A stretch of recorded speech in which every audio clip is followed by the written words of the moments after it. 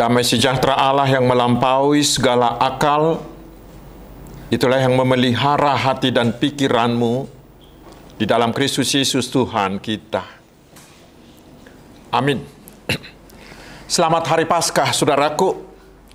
Mari kita menerima firman Tuhan untuk pesta Paskah kedua hari ini, yaitu dari 1 Korintus pasal 5, ayat 6 hingga ayat yang ke-8 saya bacakan untuk kita. Mari kita simak dengan baik. Kemegahanmu tidak baik. Tidak tahukah kamu bahwa sedikit ragi menghamiri seluruh adonan?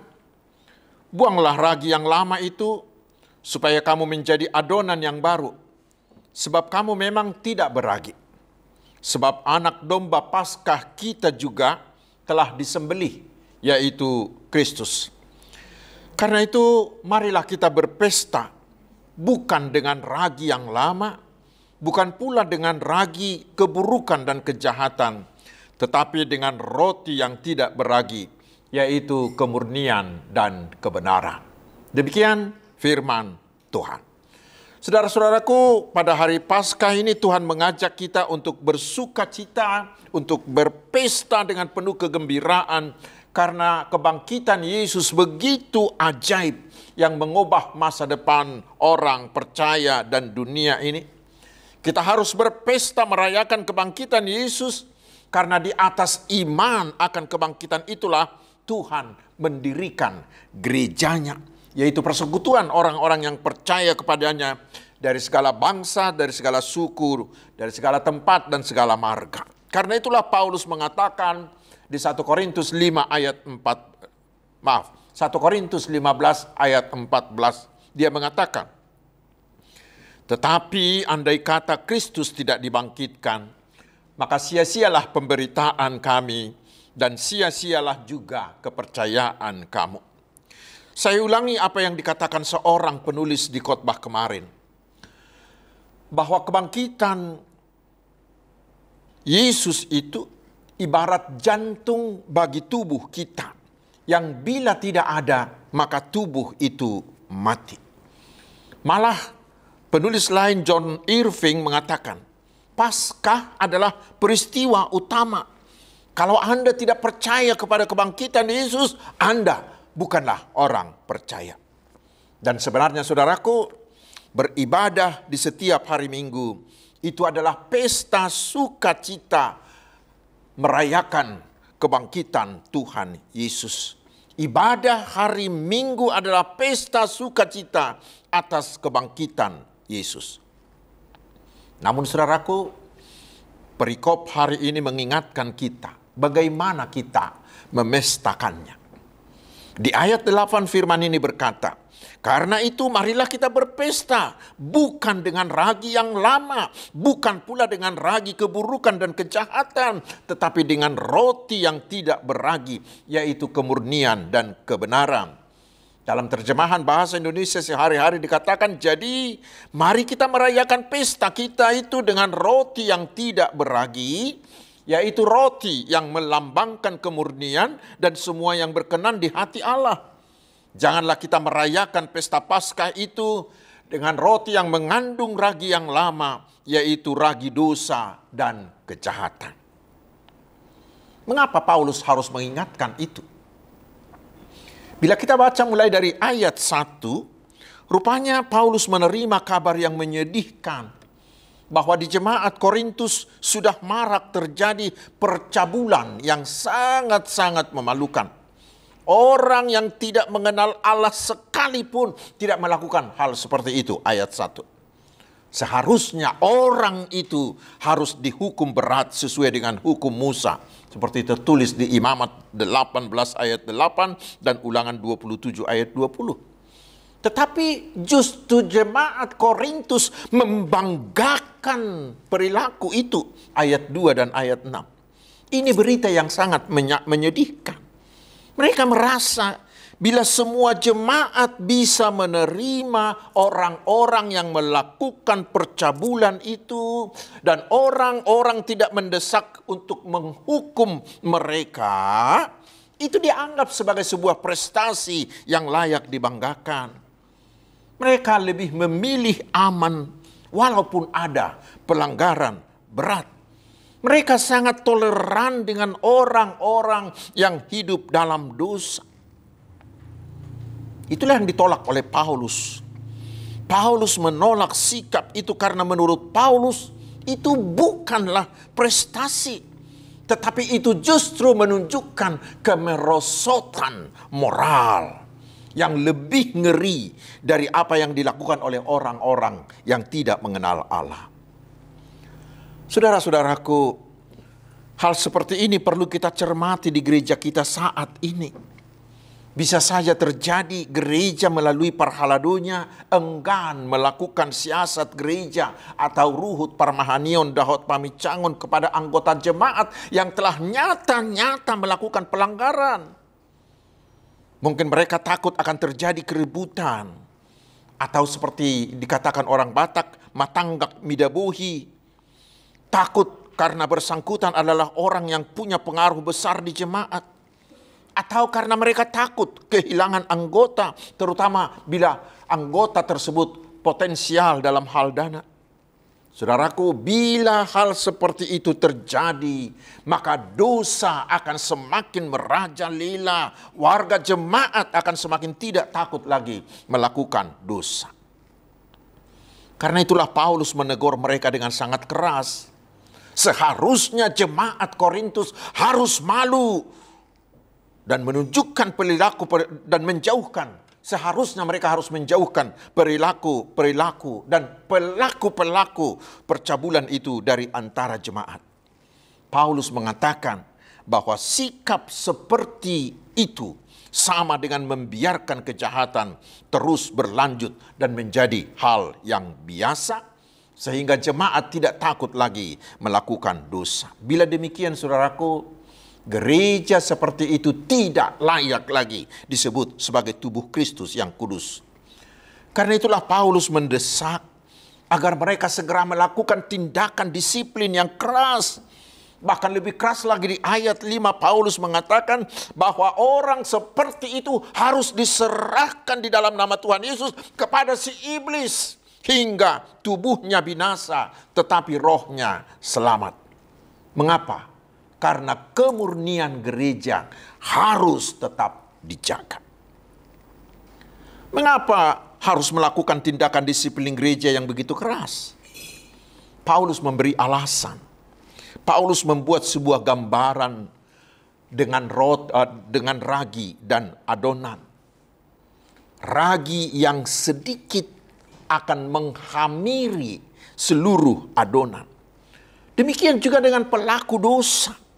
Walaupun hanya satu orang dari sekian ribu anggota jemaat yang melakukannya, tetapi bila itu dibiarkan, maka itu bisa merusak semua komunitas jemaat, seluruh jemaat itu.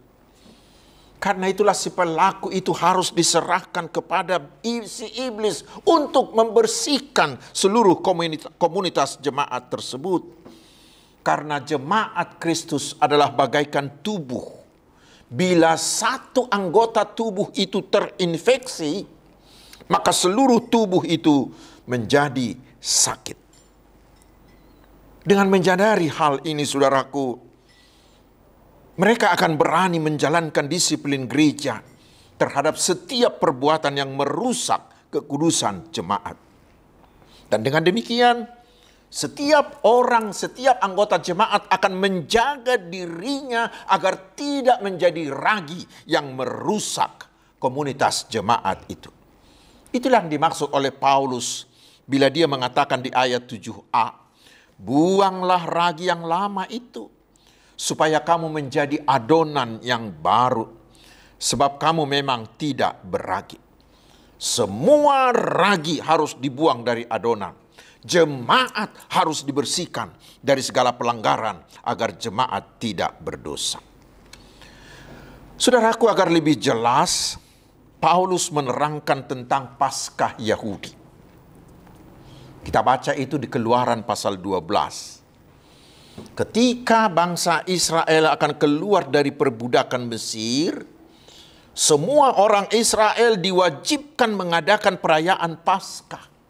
Setiap keluarga harus menyembelih seekor anak domba jantan yang tidak bercela, yang berumur setahun. Keluaran 12 ayat 5. Dan mereka harus memakannya bersama roti yang tidak beragi. Keluaran 12 ayat 8. Roti tak beragi itu yang dalam bahasa aslinya disebut matzoh adalah roti atau kue yang dimasak tanpa menggunakan ragi sama sekali. Dan itu yang karena dibuat dengan tergesa-gesa. Itu menjadi keharusan bagi Israel. Setiap tahun mereka merayakan hari raya Paskah dan hari raya roti tak beragi. Sebagai peringatan akan keluarnya mereka dari perbudakan Mesir dengan sangat tergesa-gesa. Ulangan 16 ayat 3. Dan sebelum hari raya roti tidak beragi dimulai, semua orang Israel wajib harus membersihkan rumah mereka dari segala macam sisa ragi. Keluaran 12 ayat 15 dan ayat 18 hingga 19, Keluaran 13 ayat 7 dan Ulangan 16 ayat 4. Jika ada yang melanggar perintah itu, jika masih ada sisa ragi di rumah seseorang Israel, maka orang itu harus dilenyapkan dari tengah bangsanya. Saudaraku, di dalam Alkitab ragi adalah simbol dosa. Seperti ragi yang sedikit saja bisa menyebar ke seluruh adonan. Demikian juga dengan dosa. Dapat menyebar di dalam diri seseorang, dapat menyebar di tengah gereja, bahkan bisa menyebar di tengah bangsa dan masyarakat. Galatia 5 ayat 9. Dan itulah yang terjadi kepada seluruh dunia.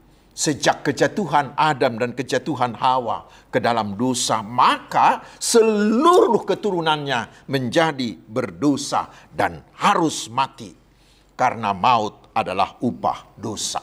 Roma 3 ayat 23. Dan untuk itulah Tuhan Yesus Kristus mau mati untuk menyediakan keampunan dosa, untuk menyediakan keselamatan dari maut kekal, dan kebangkitannya menyediakan kehidupan kekal bagi semua orang yang bertobat dan mau menerima Yesus menjadi Tuhan dan Juru Selamatnya. Karena itulah jemaat tidak boleh lagi dirusaki oleh ragi dosa. Setiap ragi yang lama, yaitu kuasa dosa, harus dibuang dari antara jemaat, supaya jemaat Kristus sebagai tubuh Kristus itu tetap kudus. Saudara-saudaraku yang dikasihi Tuhan Yesus, sekarang apa pesan dari nats ini bagi kita? Pertama, firman hari ini mengajak kita semua. Mari kita berpesta merayakan kebangkitan Yesus dengan segala sukacita yang kita miliki. Biarlah setiap kali kita datang pada hari Minggu, ke kebaktian hari Minggu, yaitu hari Domingo, hari Tuhan, yang merupakan hari peringatan akan kebangkitan Yesus. Mari kita jadikan itu sebagai hari sukacita. Biarlah hari-hari Minggu selalu menjadi pesta sukacita bagi kita. Itu yang tersirat dalam buku Ende kita. Buku Ende nomor 18 ayat 2, nomor 27 ayat 2, dan buku Ende nomor 31 ayat 3. Itu yang pertama. Yang kedua, melalui nas ini kita diingatkan bahwa Paskah itu memberi kita tanggung jawab tentang jemaat, tentang huriyah. Kita tahu gereja adalah persekutuan orang percaya kepada Tuhan Yesus. Gereja dibangun di atas kepercayaan akan kebangkitan Yesus. Dan gereja adalah tubuh Kristus yang telah ditebus oleh Kristus dengan darahnya yang mahal. Karena itu saudaraku, adalah tanggung jawab semua warga gereja untuk menjaga kekudusan gereja. Karena itu setiap anggota jemaat, setiap kita sebagai anggota tubuh Kristus harus bertanggung jawab membuang semua ragi yang buruk, yaitu orang-orang yang membuat dosa menjadi gaya hidupnya. Gereja harus berani dan tegas mengambil tindakan disiplin gereja terhadap orang-orang seperti itu.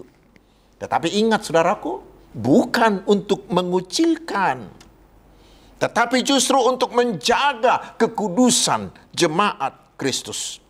Dan harus kita ingat, bila ada satu orang dari anggota jemaat kita yang terkena siasat atau disiplin gereja atau kena RPP, ingat, itu adalah hutang gereja.